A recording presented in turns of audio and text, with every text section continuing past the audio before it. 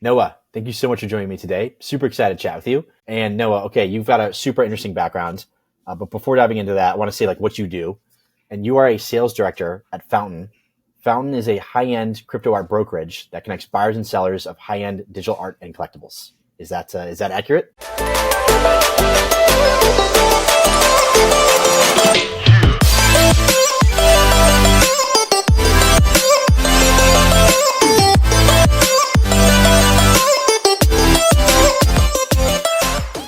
Yeah, that's accurate. Yeah, we find buyers and sellers sometimes find us. We make the connection between the two. Awesome. All right. So your background is super, super intriguing. Okay. So you were an intern at Gagosian, which, I'd love to hear. For those who don't know, I would love to you explain that. You were at Christie's, you're at Yuga. You launched an NFT project called Howlers, and now you're at Fountain.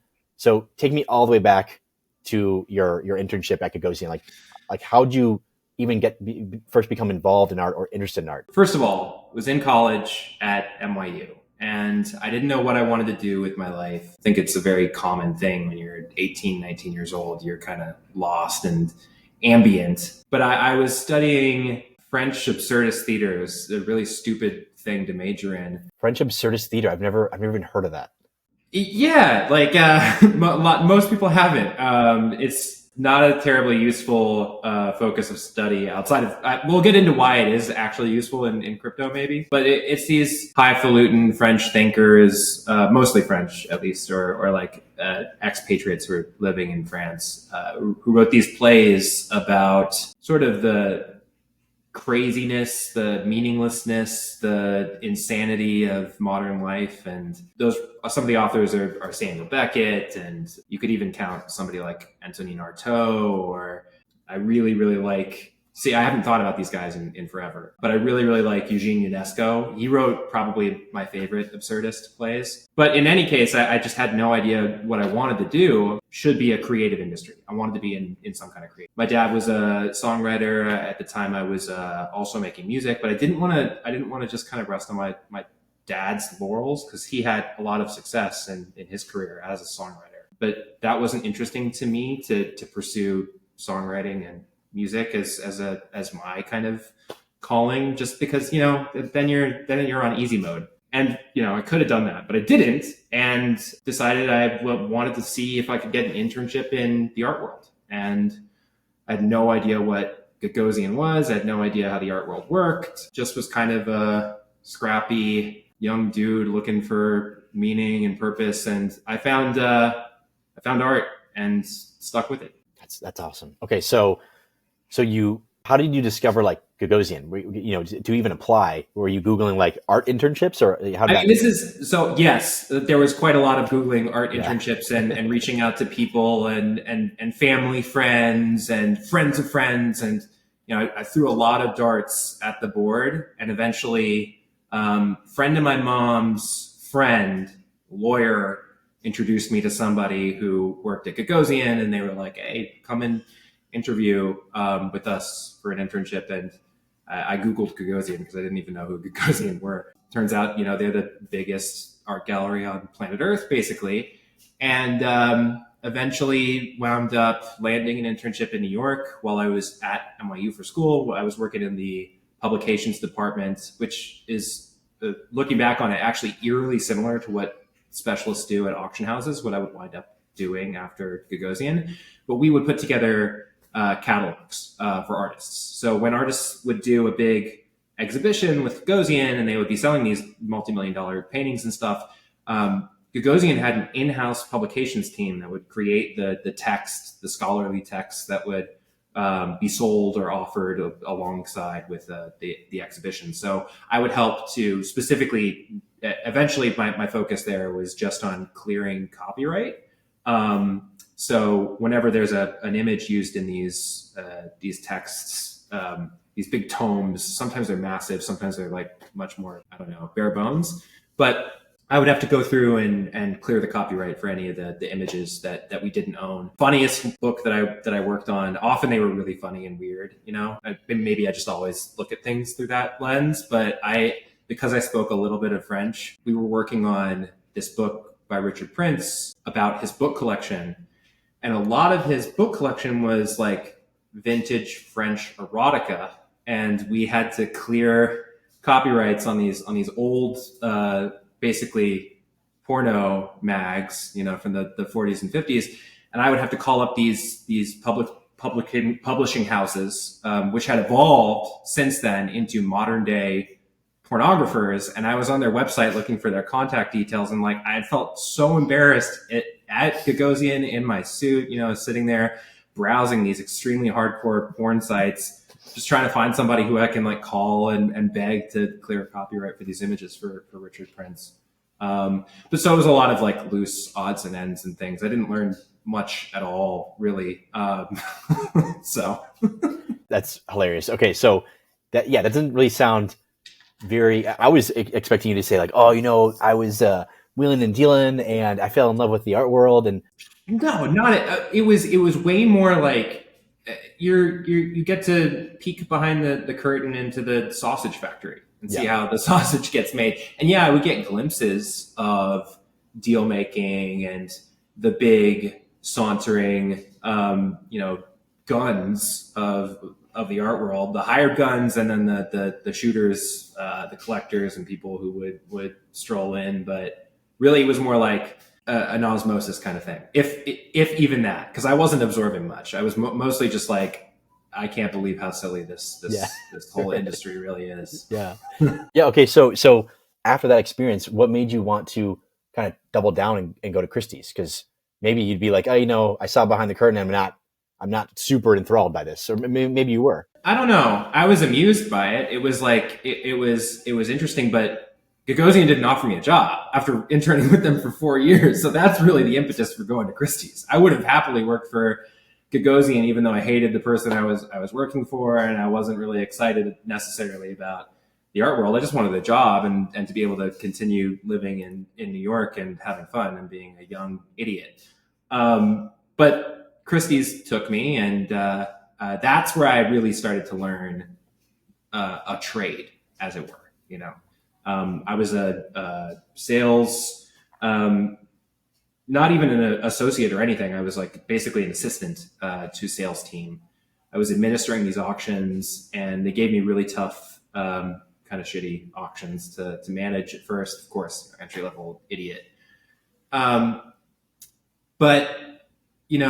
that was really tough and required a lot of focus and attention, and definitely my skill set, my primary skill set is not in the attention to detail kind of category, but I was able to perform, and I learned how to do these things. I became a post-sale manager, and I had to be basically a combination of a therapist and an accountant.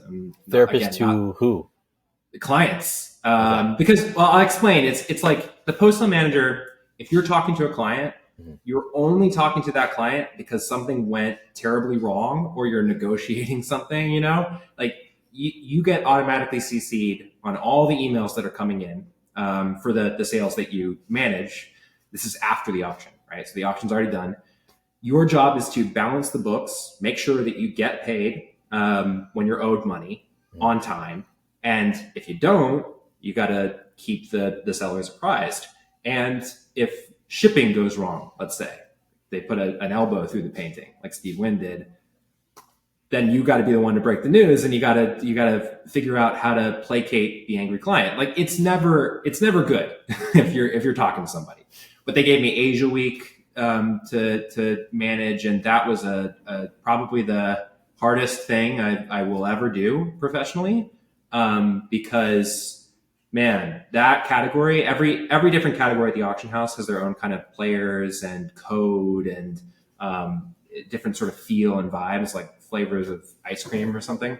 But Asia Week, just to put it in perspective, I don't know if this is still true, but at the time that I was working in Sotheby's on Asia Week, the top auction houses in China that normally handle the stuff we were handling once a year, they would proudly advertise a default rate of 20% for their sales. That was considered good. When crazy. It's just it's for some reason it's just a cultural difference there, and when we would host these sales, it was extremely important for us to kind of protect our clients who aren't used to that kind of culture. So we would have premium lots where you'd have to make a deposit before you're allowed to bid. And sometimes that deposit was very high in the six figures USD. And I would have to be the one to request it, keep track of it, keep an eye on who's bidding in the auctions and make sure they don't exceed their allowed balance amounts. And it was just a shit show, really. And again, it's all fascinating. It's all exciting. And there's a lot of adrenaline and a lot's on the line, but wasn't handling any art up close and personal. And that's all I wanted to do at that point. I was really, to be clear, like I haven't talked a lot about what drew me to art and why I wanted to be there. I've been mostly kind of silly and cynical. But I love contemporary art. Like I really, really love contemporary art. And that's where I wanted to be, was working in the contemporary art department, ideally as a cataloger specialist, and eventually met somebody, again, just by living life and going out and being engaging and open. And she worked at Christie's in the contemporary art department and needed a cataloger, asked me to apply. I did and got the job. And then, that led eventually to being a specialist there in contemporary art and finally being in the right place at the right time for NFTs. So you were at Sotheby's before. So is Gagosian, Yes. Sotheby's, Christie's? Gagosian, Sotheby's, and Christie's. Yeah. Okay. Take me back to your art your love of contemporary art. Like how did that even formulate? Because for me, I was intrigued by art through NFTs. Like I knew nothing about art before that, right? So what was your initial love and how did you learn about it? Well, so the most formative memory I have, well, there's two really, really strong memories, art experiences as a child. First of all, I'll also say my grandma on my mom's side was a painter. My aunt on my mom's side, also a painter, and she's a really successful and talented oil painter too. So painting has always been sort of my great love. Like I just love paintings. But that being said, my first strongest memory of art is a Picasso sculpture. I went to the Picasso retrospective in LA when I was like 8 or 9 years old or something. And I remember really vividly towards the end of the exhibition, they had this bronze baboon with young, I think is the name of the piece. It's a baboon mother, like a monkey mom with her baby in her arms. But Picasso cast the bronze out of found objects, and Cool. The face of the baboon mother is made out of this toy car that he tore in half and then put the halves on top of each other to make a baboon face.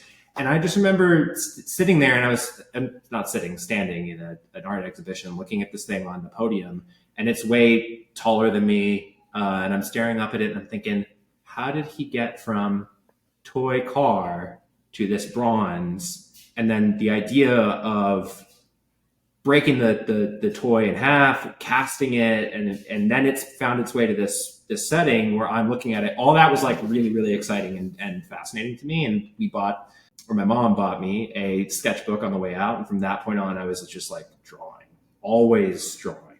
So that's where it started, was just drawing. And then the other big, bright, shining memory is going to the Centre Pompidou when I was a teenager. So walking through the Centre Pompidou when I was like 13 or 15 and just being totally astonished by how stupid most of the art seemed, It was just silly as fuck, man. Because this was my first time being exposed to like really avant-garde art, which I came to love eventually. But this was also the third museum we'd visited that day. We really packed our agenda. So we went to the Musée d'Orsay, and then the Louvre, and then the Centre Pompidou. So we were really, really, really tired. But my brother and my dad and we were just walking through the Pompidou, taking pictures of us making fun of paintings, basically. Paintings that eventually I'd learned to love. But there's one moment, especially, I was standing underneath a snow shovel hung from the ceiling, and the shadows are all over the ground, and we're pointing up at the snow shovel like, look at this stupid fuck. That is a Marcel Duchamp sculpture. It's a very famous sculpture. I think it's called Memory of the Broken Arm. I could be wrong. But yeah, we were totally mocking everything. It's funny that so I'm seeing this connection from French absurdist theater to, kind of this love of contemporary art and kind of the absurdity of contemporary art. but then developing a passion for it, which is so cool. Well, yeah, I would agree. Yeah, I think that's true. I think you're right on. That's basically my mindset. Is like you go from edgy teenage idiot where nothing matters to, oh, nothing matters, everything matters. You know, yeah, right. If nothing matters, then everything matters, and everything's beautiful. Like Right. you don't have to worry about these distinctions anymore at a certain point. So that's kind of the beauty of absurdism. It's like, oh, someone can look at it and say, this is nonsense, this is garbage, and you're like, it's also brilliant. You know, Totally. That's awesome. It's one and the same thing. There's no distinction. So love that. Okay, so after leaving Sotheby's, that was post-sale manager. You want to get closer to the action. Christie's was in the sales, and so tell me about like what is the sales department at Christie's? Well, like what does that even mean? So I was in the contemporary art department then, and my job was to catalog artworks for sale. So when a collector approaches the auction house, they get an estimated value. They get an estimate range. Usually it's a low estimate, high estimate. They cut a deal and they get under contract. They ship the art to the auction house, and then it needs to be prepared for sale. Somebody's got to photograph it. You've got to write the condition report for it. You've got to take the dimensions down. You got to do the research. You got to all of these things, and all those things came down to me. It was my responsibility for my sales to literally go down in the basement at Christie's and measure everything, write the condition reports, and these would be sales with hundreds of lots in them, and you would get a couple months to do it. And that was where everything it got really serious. I was staying until like 2 a.m. sometimes, cataloging these things and learning so much and being able to actually touch the art. You know, it was amazing. It was super cool. I was terrified most of the time, and that was my first exposure to real intense stress. It wasn't as bad as Asia Week. Like Asia Week was everything kind of like really focused into one tiny, hard to swallow pill. But Christie's, like, I don't know, man. I was so burnt out after my first real sales season. Did it for 2, 3, 4 seasons, something, and then eventually got the nod to be a junior specialist and start running my own auctions. And so did that for a while and did a little private sales stuff. Started developing my own contacts, my own clients, just by walking up to people in the sale room, you know, and people who are looking at paintings and saying, hey, you like that? You know, like, let's talk about it. And going out on appraisals and seeing art in collectors' homes, being able to meet them there, just sort of slowly but surely you pick these people up and you get close to them and you're able to put together your own auctions. And that's what I was doing. I was the head of online sales when the pandemic happened, and then everything changed again. And when NFTs became a thing, and when digital art became exciting to everybody who's locked up at home, cooped up and bored during the pandemic, they also just recently got their stimulus checks and they're fucking around on the internet. Everyone started coming to me asking me about NFTs because I'm the online sales specialist at Christie's. And that's sort of how we arrived at that moment of the Beeple sale. It's just from that point on, I mean, it's already been a rocky road or adrenaline filled rush. But from that point on, it was actually totally a blur. It's still a blur. So freaking cool. And by the way, you're an incredible storyteller. I'm like so enthralled right now, but okay. So the cataloging, I know this is like really dumb of me to ask, but like you're saying, oh, I was at Christie's and I was cataloging like art. Does that really mean like, hey, this piece is from this artist and, we're writing it down in our book and now I'm going to go to this piece and write? It's just like accounting for the art? I mean, look, I would go down with a notebook like this. I'd be at my desk up at Christie's. I'd take the elevator down to the basement where they keep all the art. The art handler would pull things out for me that were in my sale. And I would have measuring tape, sometimes a flashlight, UV light to look at the painting under black light. And I would just start taking notes, take the measurements, take pictures of the front and the back. Your phone is like your best friend. You're literally like all of the pictures that go into the folder where you can reference the condition of the painting, they happen on your phone. So yeah, that was the process basically. Go downstairs, spend a couple hours pulling out art, writing these things up, and then go upstairs and finish your research. Then you got to crack the books. Then you got to figure out what books it's been illustrated in, if any, what exhibitions it's been a part of. You have to authenticate it. And all of these things, every artist has a different process. And some of them have no process. Like that's when shit got, I keep on saying that's when this went. It's always been fascinating. That's why I'm having fun and that's why I'm here. But one interesting facet of art at auction and artists is authentication and artist estates and things like that.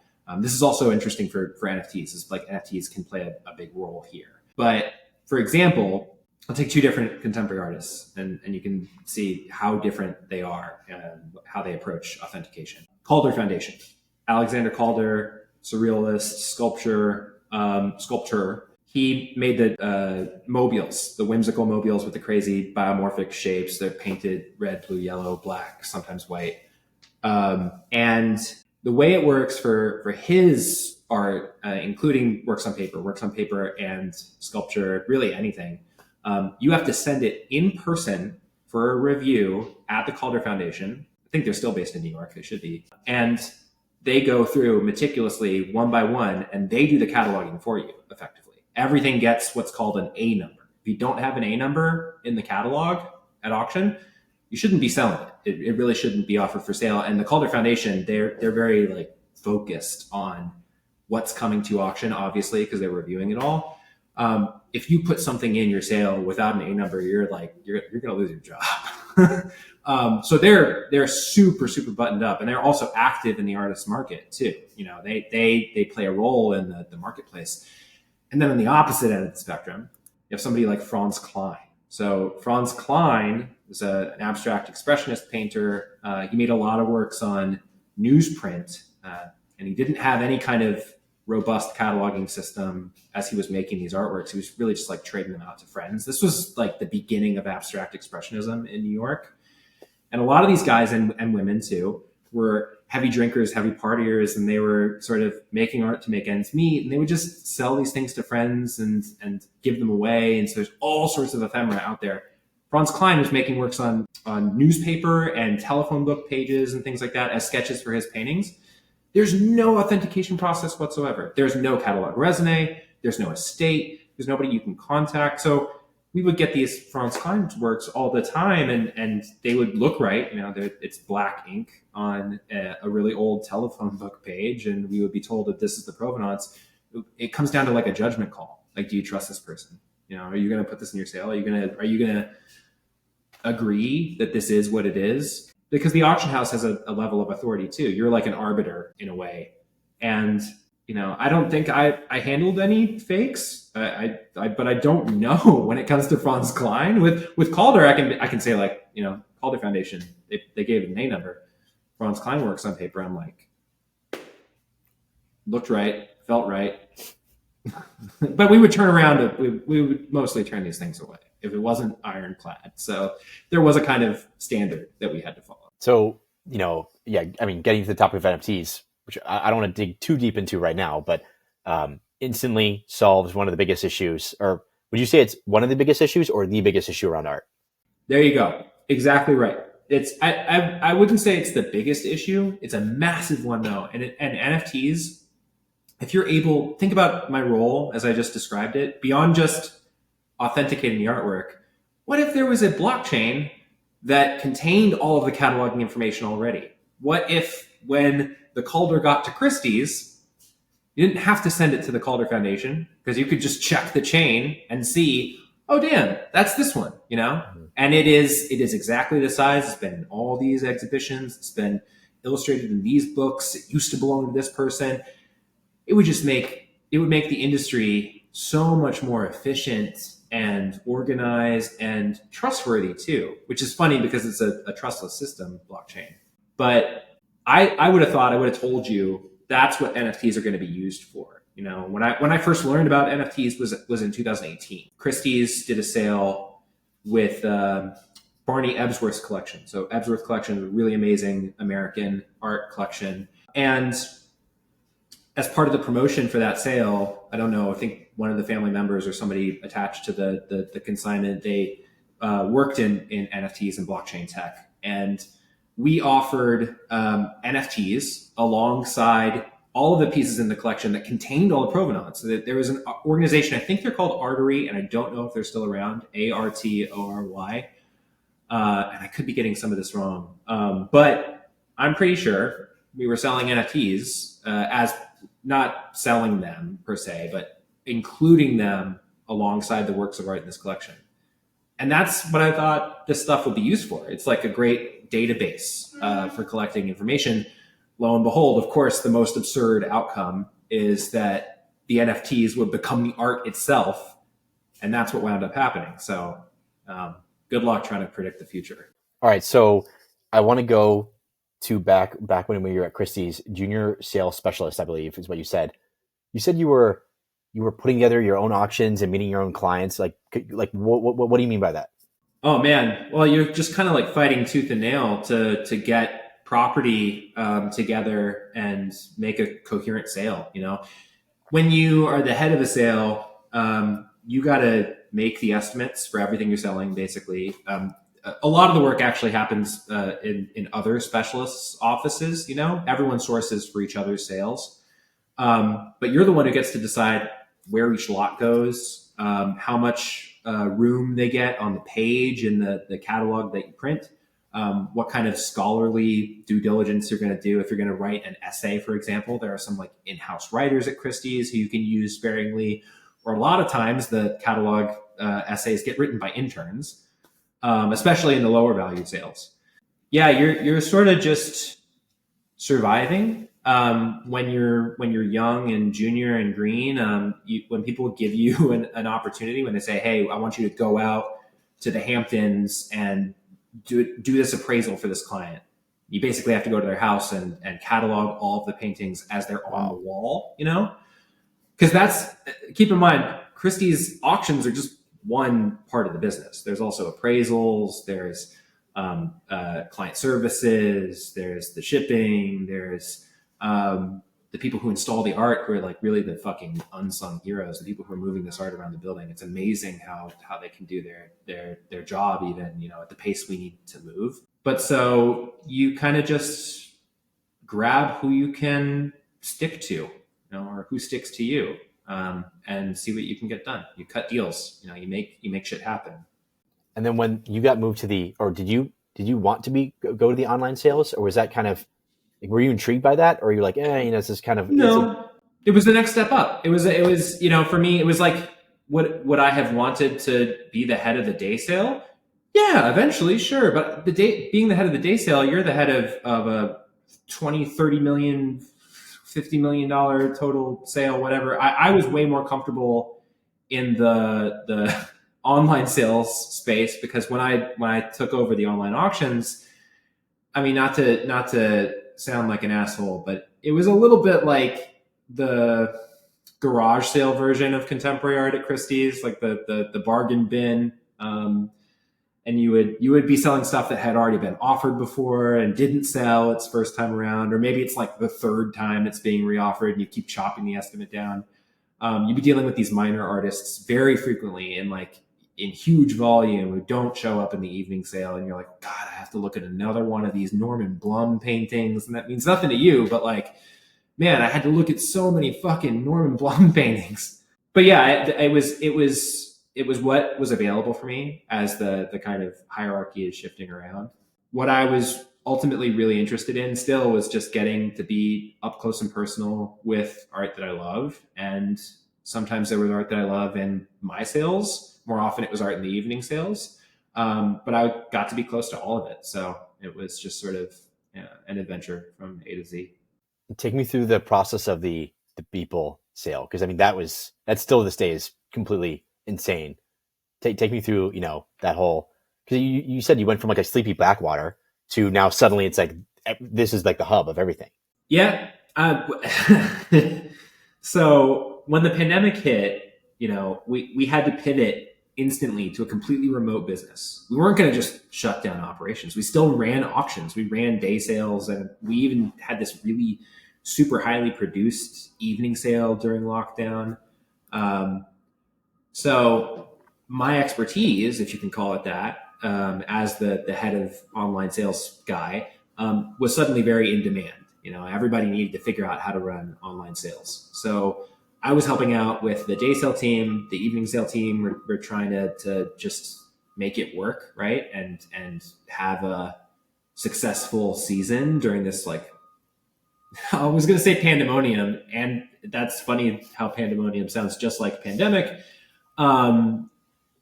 Anyway, towards the end of the meltdown, the lockdown, in 2021, when I started hearing about NFTs, and the day that the Beeple opportunity came to us was literally the day of the Capitol insurrection, January 6th.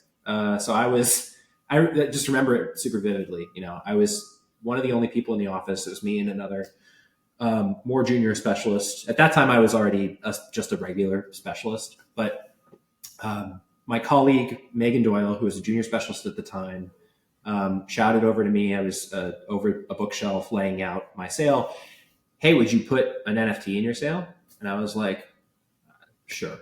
I don't know. What is an NFT really? What do you mean NFTs? I remember those from 2018, when we did the Ebsworth collection. And she was like, well, they're really blowing up right now. And she was showing me all the sale results. And just recently, Beeple had his really successful debut at Nifty Gateway. Nifty Gateway. Yeah, Nifty Gateway. Yep.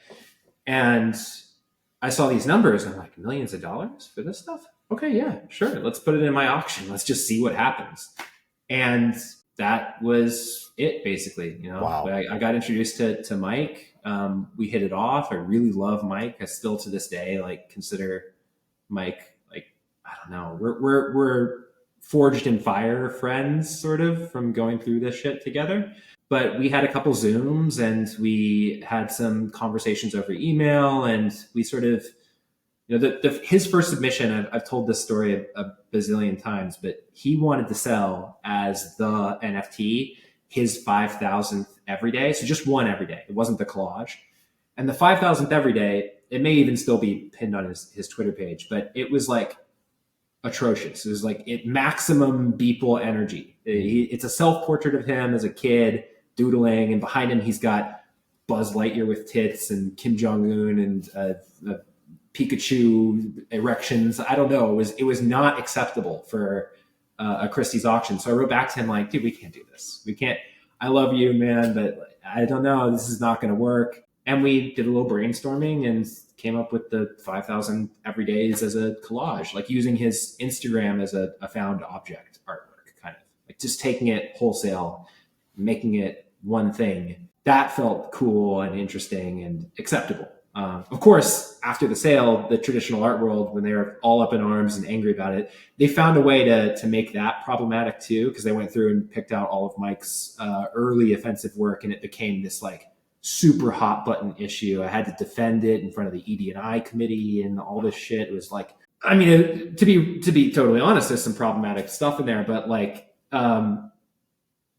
it was insane. It was insane. I thought on a good day, if it made $1 million, I asked Ryoma Ito at Maker's Place, who's one of our collaborators on the sale. Which I should also say, without Maker's Place and Ryoma specifically, this auction would have never happened. So, but I was asking Ryoma, what's this going to sell for? There's all this chatter and excitement, and I don't know what I'm doing. And he was like, at least $1 million. I'm like, okay, great. $1 million's great. And then within 8 minutes of opening the auction for sale, we got to $1 million bid. And wow. It would have kept going. It would have kept going because that's where we set our credit limit.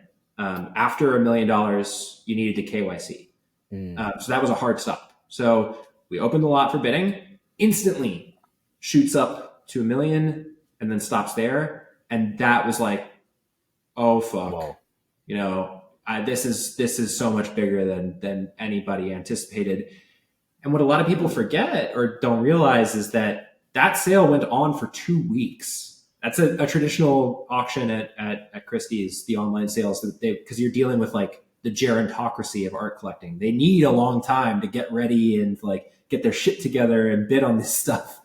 They want to come to the exhibition. They want to like plan to come into town. So it took a long time to get from $1 million to 69 million. But those 2 weeks I can't tell you about any of the days in between. From the day that the bidding started to the moment the sale ended, I'm serious. I don't have any recollection whatsoever of what it felt like, what happened, who I talked to.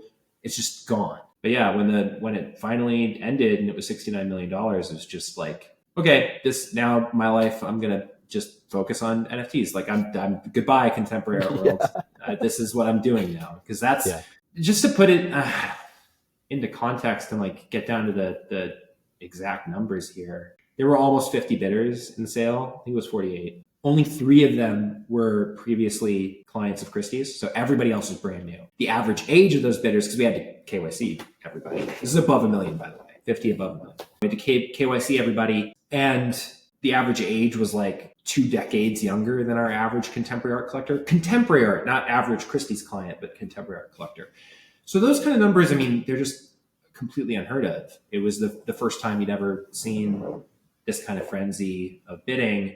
So there was also a lot of excitement from the top down, from the people who I report to and who they report to, and who they report to is all like, okay, you need to keep this up. So yeah, then it was all about what's the next thing. And I've said this before and I'll say it again, and I should get it like tattooed on myself somewhere, but you're only as good as your last sale. That's the saying in the auction world. So I took that to heart and tried to just keep going. And we can't talk about every sale we did during that run at Christie's. We don't have time, but all said and done, it was $150 million worth of NFTs when I left. So 69 was in the First People, 27 I think was in Human One. So still, I mean, like 60 million more or less in not Beeple NFTs. Wow.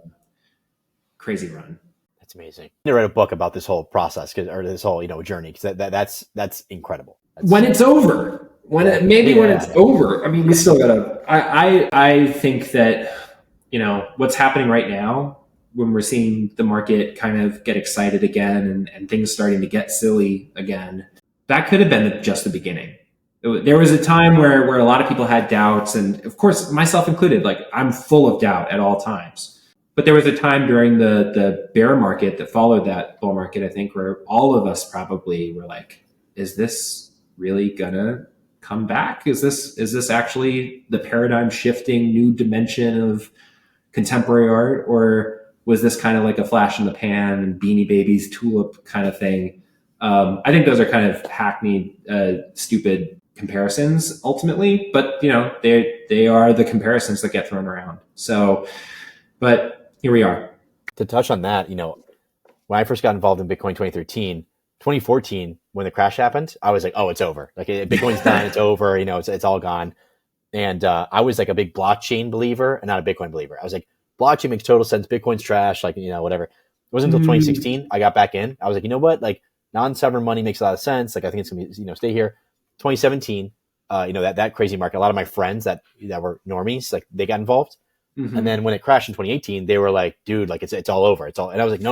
Like, that's exactly what I thought last cycle, Yeah, right. And then, this most recent bear market, there's no question from anyone that I know. Well, that's not true. Any of my people in the space that like, is this going to go away? It was just that there was no question. So you yourself, you were like convinced. You never had a moment during this bear market where you thought, in 2018, I was like, this is here to stay. I was like, I've already been through this once. This is here to stay. So I've been fully involved since then. And this bear market is just like, okay, like, we're going to have to just stick through it. But everything else is fine. We had a lot of investors and friends and family, especially, saying, hey, I read this article on Bloomberg, NFTs are down 99.99%. Like, my own mother, she texted me in November. Was it November? Yeah, it was like very recently. It was like, hey, now that NFTs are dead, like, what are you focusing on? What are you doing? I was like, what are you talking about? So no, it's pretty incredible. Like, with me, that there's no, I think NFT art, and this is we're kind of getting up, going on a tangent here. NFT art is going to far surpass physical art sales within 10 years, like far surpass. Maybe 10 years is a little bit too early, but 20 years for sure. Look, I don't think anything's crazy at this point. I think anything's possible. Yeah, sure. Yeah, that. But I mean, even more practically, more like in the real world, as a data point, Fountain, where I'm at now, we just sold a set of autoglyphs just a week ago for 5,000 Ethereum, which at the time was like $15 million. It's more than that today, even. Right. That was just last week. That's a top 5 sale for me. You know, I've if I'm putting it into context in terms of my career so far, which is just 2 years, really 3 years. You've got the Beeple 69 million. You've got Human One at 27, 28. You have Matt and John's CryptoPunks at 17 million. And then you have Matt and John's Autoglyphs, which sold last week for 15. So, you know, that's huge. That's huge. Awesome. All right. So after Christie's, you went over to Yuga to steward, I think it was CryptoPunks and Meebits. No, I didn't have anything to do with Meebits. So totally different vertical. I was only focused on CryptoPunks. That was a complete surprise. You know, I was invited to go over there, or at least to try out, basically have an introductory conversation via Guy Osiri, who I'd connected with during the bull market. I think we worked directly on the World of Women sale. We put a World of Women NFT in a London evening sale that did well. And so he kind of called me out of the blue saying, well, what if I had an opportunity for you that could be interesting? And would you take it? And I said, yeah, I'm interested to have a conversation. And that wound up being CryptoPunks. And I was shocked and excited. I remember coming out of the Zoom, I had it in that room behind me, you know, when they made the offer formally, and I just sat down literally on that wooden pole there, and like I just thought, you know, how crazy this is that now I'm gonna steward this brand that I love so much and was totally unknown to me before crypto happened. You know, I didn't own. To be clear, I've also spoken about this on other podcasts too, but like when that Beeple sale happened, I didn't own a laptop computer at home. I didn't own any crypto. I was like a Luddite by choice. I wasn't on any social media. I'm still skeeved out by most social media. I hate it, but I also love it too. You know, I have like some really tight knit Discord communities that I'm in, Telegram groups, things like that. People I know really well, better than my closest friends who are anonymous online cartoon animal people. But, you know, it was all just kind of surreal and still is surreal. And I'm glad that I got the chance to work on CryptoPunks. That's awesome. Okay. So after CryptoPunks, you thought, okay, what was the thought process of leaving Yuga and leaving CryptoPunks? Was it, hey, there's a really cool opportunity to kind of launch this native brokerage that doesn't exist yet? Or what was the... I didn't, to be totally clear, that decision was the first time where I like had to step away from my own self for my own selfish reasons. And actually, it's not really, I guess you could call it a selfish reason, but I had a son. I have a son now. And congrats. Thank you. Yeah. My wife and I decided together that it didn't make sense for me to be so focused and unavailable and not present during the beginning of my son's life. And we're really fortunate enough that we can take a pause, right? So decided to step away. You know, I felt like it was the right thing to do for my family. And, you know, for 2 years, basically, I wasn't really making choices for my family. I was making choices that were good for my career and for the space. And at least I thought, you know, I made a lot of mistakes, to be totally clear. Like there are definitely plenty of things I regret.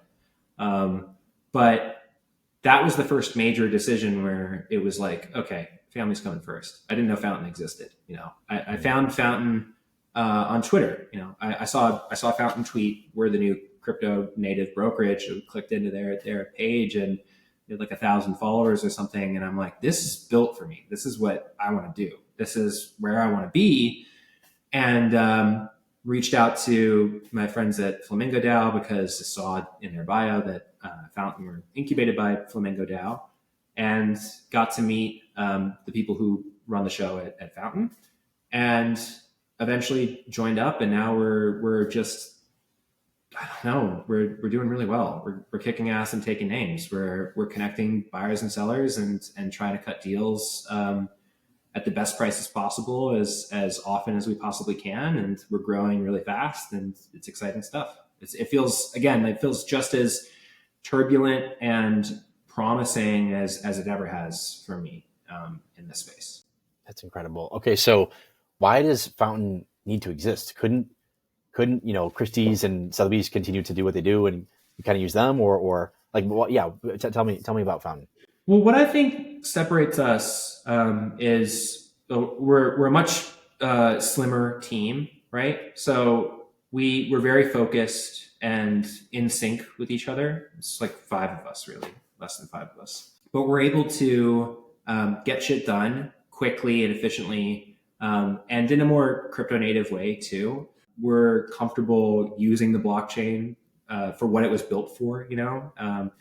We escrow the NFTs that we sell. An interesting thing about the sale process at the auction houses, at least when I worked there, we didn't take possession of any of the NFTs that we sold. So the legal department said you can't. There was so much about the sale process for NFTs at Christie's that was just no. It was somebody saying, no, you can't do this for X, Y, Z reason. It was usually the legal department. I love the legal department there and I respect them a lot. But it was very often like, yeah, you're not going to be able to do that. So being able to take possession of the NFTs is one thing, but speaking the language fluently, and then finally, our commission is a lot more generous, if you will. It's a lot more realistic, I think. Auction houses take 25%. Basically, Sotheby's just adjusted their buyer's premium. Excuse me. So I think it might be a little bit less now. But they also take a commission from the seller. And even so, with this gigantic slice of the profits going to the auction house, like 35% of the sale proceeds, auction houses' margins are so thin. It's like, yeah, I think this is public knowledge too, because at least Sotheby's is a public company. But in a good year, an auction house can make like 50 million in profit. That is shocking. Yeah. Just like a well-placed urban Whole Foods, Union Square Whole Foods, a couple of Whole Foods stores. But so we're able to charge a much more generous commission because we're not shipping and handling things. We're not employing hundreds of people. We're not a global business. We're an internet-based business. We're a work-from-home team. There's no rent or whatever. We charge 5%. It's just a flat commission above $1 million, and we just adjusted now because we're getting a lot of traction and doing a lot of deals at 6% below $1 million from here on out. But so that's a fraction, obviously, of what the auction houses charge, so that we can compete with them in that sense.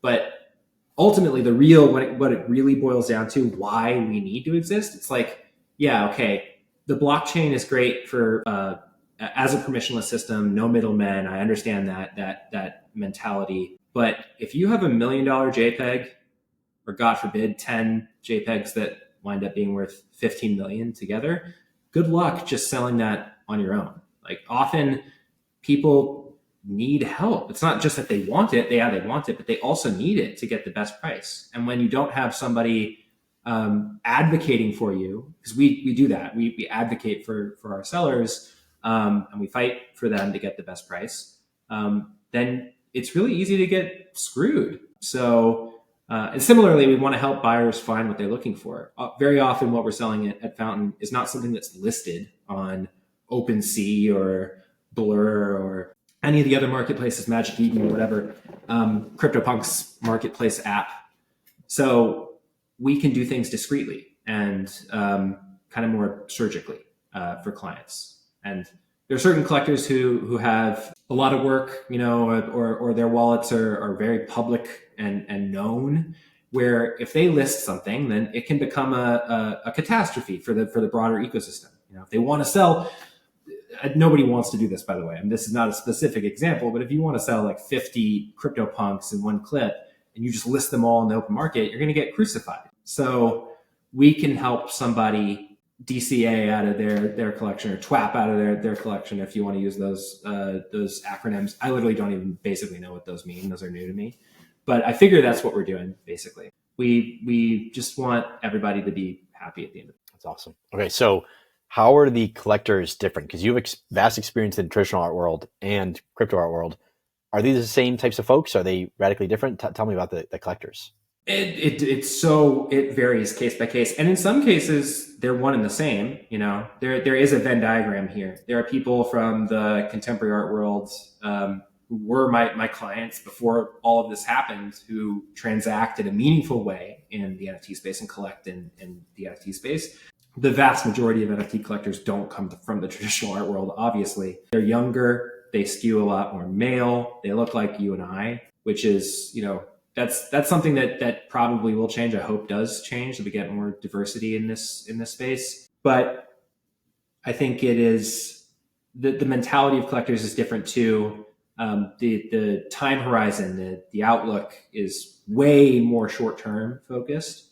In the art world, it's gauche to sell a painting within like 2 or 3 years even of buying it. I mean, oh wow, there are like certain instances where it would be acceptable, but especially if it's contemporary art, if it's brand new and you're flipping it at auction, you're going to get blacklisted by every gallerist who shows that artist's work, because you've shown now that you're not going to protect them. And also, when you put the art at auction, you're taking all the profits for yourself. There's no such thing as creator royalties at an auction house. There's no such thing as like residuals for the gallerist or the person who handles the artist's studio and represents them. So there's this kind of like tension there that doesn't exist in the NFT space, or it's nascent in the NFT space, because I'm starting to see this develop. It's really, really fascinating to see. But there are ways in which the NFT space, and I know your question was about collectors, but it's just making me think about how slowly but surely, actually pretty quickly, considering we've only been here for 2 years, the NFT space is starting to look a lot more like the contemporary art world. So in which ways is that? Because I still feel like people are wheeling and dealing and trying to make moves. There are definitely people that love it for the art, but I feel like that in the regular art world, people love it for the art. People are not necessarily trying to purely make money. Yes and no. I mean, there are definitely some contemporary art collectors who are there to flip and make money. There's somebody who kind of embodied that for a while was Stefan Simkovits. So Simco, as he's referred to often, he was associated with this specific movement, I guess you could call it, as more like a trend or a fad in the contemporary art world called zombie formalism. A bunch of young artists who are our age still, but who at the time were like in their 20s. And their stuff was selling for like millions of dollars at auction after they sold it for tens of thousands, if that. And Stefan, what he would do was go and this is common knowledge, I'm not disclosing anything that isn't already out there in the media. You can Google this. But he would buy out artists' entire studios. He would kind of ordain them. He'd say like, these are unknown kind of young, naive, impressionable artists, and he's like, you're amazing. I want to make you famous. Like, give me everything. And then he would flip them for enormous gains, and sometimes the artist wouldn't get much at all from those gains, and Stefan would move on to something new. So that flipping dynamic is definitely more prevalent in NFTs, but it's not exclusive to NFTs. And so are you seeing collectors, I don't know, take a more longer term mindset within the NFT ecosystem, or how is it evolving? I think it's too soon to say. Certainly more collectors are thinking about what this stuff could be worth in 10 years, but there's not a lot of people who are thinking about like, what's this going to be worth for my kids? I think when we really start to see that change, it's going to be a generational shift. Assuming these things hold their value that long, right? Which you and I probably, we would say, yeah, they're going to. I think someone was saying that I undersold, or we undersold the autoglyphs at 15 million, saying like, oh, those autoglyphs are going to be worth 100 million in 10, 20, 30 years, whatever, however many years it's going to be. And my response was, well, maybe, yeah, maybe so. But if that's the case, in all likelihood, the road to that price is going to be paved with sales like this one, 15 million, then 20 million, then 30. It's not going to be like no sales and then 50 years from now, the $100 million sale. That happened with people, but that was an extraordinary circumstance. So it's magical thinking. But I think it's going to take us a long time to grow up. We're still very much in our awkward, nascent teenage years. Like acne scars are not even there yet. We have acne right now. I mean, it's crazy to think that the NFT ecosystem, as 99.99% of the populace knows about it, it started in 2021, like 3 years ago, right? So it's like it is a brand new market. It's very rare that brand new markets appear, and this is a brand new market. And what's cool about NFTs is that they're made up of so many different submarkets, which are changing. Video games are changing, collectibles, they're changing art, they're changing all these different subsectors. Yeah. And I think art is just so exciting for so many reasons. One thing that I'm always going back to in art is, why is it an appealing asset class? Like, why are people willing to spend millions and millions of dollars on art in TradFi, like traditional art? And then why is it the same thing in digital art? Or like, how is digital art different than like traditional art? That's a great question. Art is one of those timeless things that's been around since before we really even were human, I guess. I'm thinking of hands on the cave walls. Yeah, exactly. Cave paintings and ancient art. Human beings have always wanted to leave a trace behind and to kind of interact with the world in a way that's going to express how they feel and endure once they're gone. Not every work of art is meant to last forever, of course. But there's something about that need to express yourself. And I think people started to collect those expressions once it became clear how emotionally valuable they were. Like they were emotionally significant and beautiful, just beautiful to look at, before they were worth a lot of money. I think the beauty and the culture and the desire to catalog your moment in time and in history, that comes before the monetary value is attached to it. So probably the reason why we still do it to this day, it has to do a little bit with that, with those ideas like, oh, I want to own the culturally significant items from XYZ period. I want to own the beautiful things that make me feel alive, and experience life to the fullest. But there's also these other concerns now, like prestige and competition and generational wealth, trying to secure generational wealth through paintings. And it's fascinating. There's various reasons why people collect. But in NFTs, you're seeing a lot of the same reasons too. I know plenty of people who buy NFTs not just because they want to flip it for short-term profits, but because they think the art is important. People get so lost in the valuations for this stuff and the bottom line and the money. And yeah, that's great. I'm very happy that people are making money and artists are thriving. Very many artists are thriving in this space. You can't forget, like, for every flipper that gets rich, like, there was an artist behind that. There's somebody who is benefiting at least in some kind of way from these high value secondary sales. There is likely to be another one, right? Of course, markets can overheat, and then there's a correction. But again, we're still just 2 years into this, so there's going to be a lot of comeback stories, I think, too, for artists who maybe haven't had big sales for a while.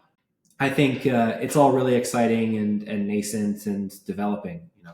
That's awesome. Okay, so one thought I had around art and NFT art specifically is that art is one of the most effective means to display status, because it's such a condensed. It's just like, hey, I'm going to spend so much money on this thing that actually has zero utility, and I can do that because I'm so wealthy and so powerful and have a lot of resources, whatever.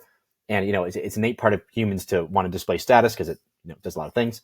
And like when you digitize that behavior, you just turn it up to level 11. And I think NFTs are like the it's now faster, it's easier to transact, it's more liquid, it's more it's like a meme, a monetizable meme where you can show it on the internet.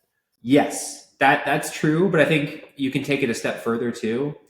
It's also easy to do it yourself, and you don't have to. I think the big barrier to entry for a young person, for example, to collecting contemporary art is like they don't want to walk into the gallery and like prove themselves to this old person, and their first experience with art, for the most part, like young wealthy people, young affluent people who grow up in kind of like generational wealth type situations, like families that have incredible fortunes that include art collections.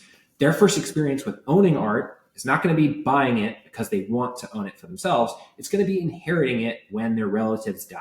And it's going to be stressful. It's going to be annoying. It's going to be scary. They're going to have to deal with taxes. They're going to probably have to take a bunch of stuff to auction and go through this bewildering, lengthy process. Maybe, their painting gets damaged or something and they have to deal with that. Or the painting doesn't sell, or it sells for way less than they expected. So I tend to think that young people who wind up in this situation and have to go through it, they're going to have a negative association with owning art. It's like, okay, never again, not doing that again. It's not always going to be the case, but I think it's having seen how this plays out and how intense it is. I don't know. I mean, I'm just trying to put myself into that position.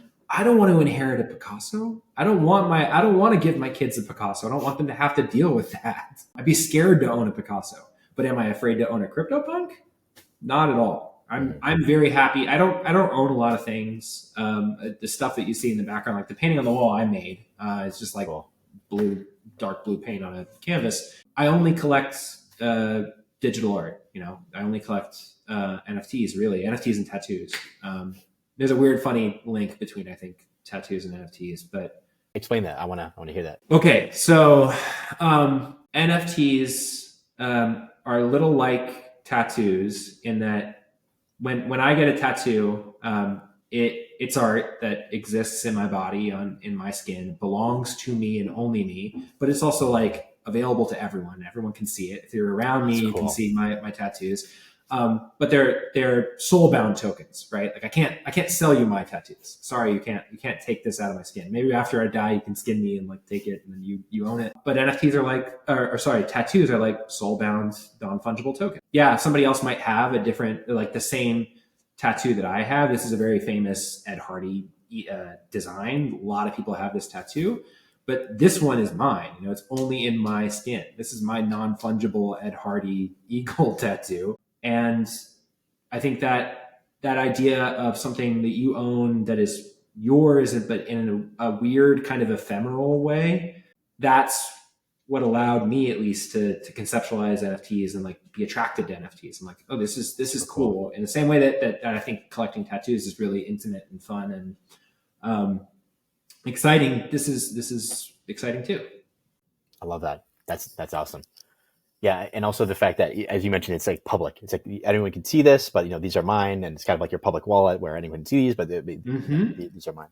Very cool. All right, so the future of NFT art or digital art, or how is, I guess we can just say, what does the future of art look like with, we have NFTs, we have AI, we have mixed reality. Like we're headed into a very weird world. Like what is going on? Well, what is going on is a great question. People have been asking that question for forever, by the way. It's not a new question, but it's definitely relevant right now. One of my favorite paintings of all time is by Paul Gauguin. And it's this massive painting, panoramic thing that he made. And towards the end of his life, he was actually planning to kill himself after he made the painting. He's a very dramatic person. But it's got a French title, but roughly translated in English, it's Where Do We Come From? Who Are We? And Where Are We Going? Might not be in that order. But I think, at least for me, when I look at the painting, he doesn't actually answer any of those questions. That's sort of the beauty of the painting, is it's really just the questions themselves. It's not the answer. And I don't think the answer is actually really relevant or even worth trying to pin down, because it's going to be what it's going to be. What it could be, like, we can talk about that ad nauseum. We can get into the weeds on that. We could have a whole another hour and a half where we only talk about that. But what I'm thinking about with AI, and what I think is exciting, is the idea that, you know, entire artists can exist within code now. Like, you can create an autonomous artist, and someone could own that artist. Like, that's crazy. You could own a piece of that artist with a bunch of people, and probably the most obvious example of this is Boto. What's happening with Boto. And I don't know enough about Boto and how it works to get into it. But I think that idea of an artist that doesn't exist is really, really, really exciting. On-chain art is really exciting. Art with no dependencies is really exciting. Infinite art is really exciting.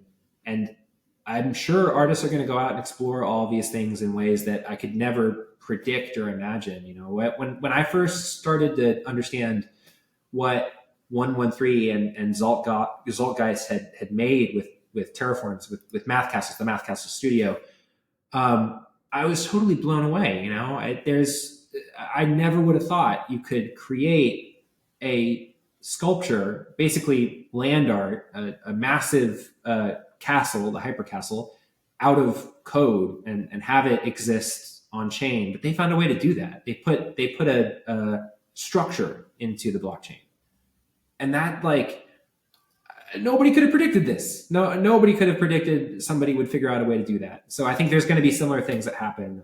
Boto is just one example of a current ongoing project that I think is pushing the boundaries.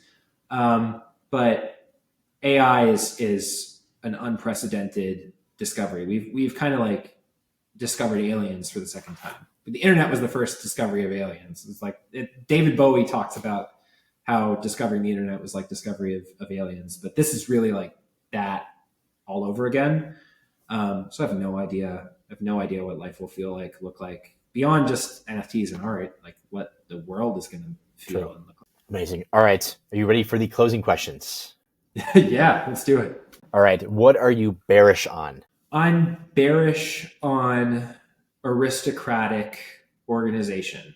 Basically, any of these sort of established, entrenched order, I think, is threatened right now. And you could even include like the dollar and fiat currency in that aristocracy. But I think we're in a massive shift right now, and I'm way more bullish, if you will, on the kids and the youth and the internet and the infinite, basically. The stuff that's been around forever, I don't think they're going to get much stronger. Like, they're looking pretty weak right now. That's awesome.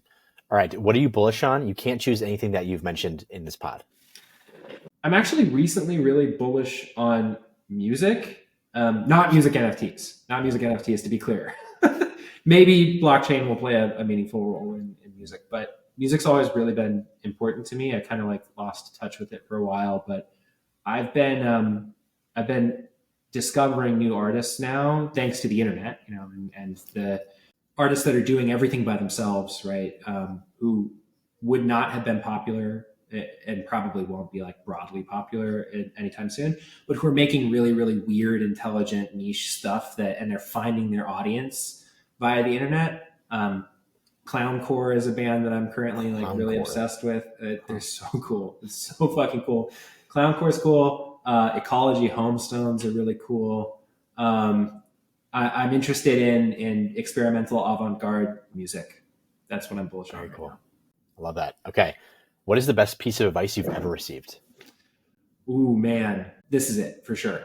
At least professionally. Best piece of advice I've received professionally was when I was working as a administrator in the fine arts department at Sotheby's. My first real job, my first paid gig. One of my bosses, who'd been in the business for decades and had a really thick skin when it came to all this stuff. I was experiencing some minor disaster, and the client was really overreacting, and my other boss was really overreacting, and I was sweating because I'm like, oh fuck, am I going to get fired? Like I really screwed the pooch on this one. And this old guy is, seen it all, looked at me and was like, in this very laconic, droll, like English accent too, said, "No, in this industry, in the art world, there's no such thing as an emergency." And I was like, oh, that kind of takes the pressure off. And he's right, because like we're not doing brain surgery. Nobody's on the operating table. There's like, not at the end of the day, what's at stake is art, and it's like art. Yeah, art's important, but I'm not one of those people who's like, like protect the art. We got to save the art. You got to save humanity. You got to save people's lives. So this is all just fun and games. I love that. All right, last question. What motivates you? My family. Yeah, my wife and my son, and my dog, and my mom, and the people around me. Yeah, that's my motivation. Really, it's just like our life. But you can extend that to, I'm not going to say like my family includes everybody in the world, because that's extremely stupid and right.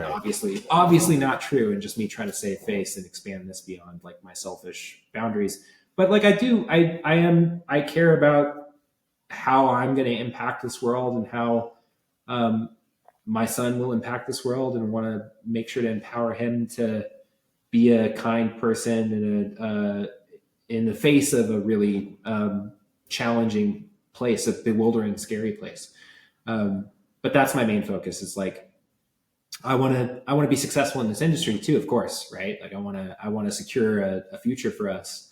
But at this point, now that I have a son, it's like beyond me. It's for him. Noah, thank you. This was incredible. I had an absolute blast. I learned so much from you. If people want to find out more about yourself or Fountain, where should they go? So if you want to find Fountain, it's Fountain XYZ on Twitter. I am Noah0x0 on Twitter, and both of our DMs are open. You can hit us up there. That's really where we exist online. Incredible. Noah, thank you so much. Appreciate it. Thank you, Andrew. It's really been a pleasure. I'm so glad that you invited me on, and I got to just kind of ramble for an hour and a half. No, it was incredible. Really, really nice way to spend my day, honestly. Amazing. Thank you.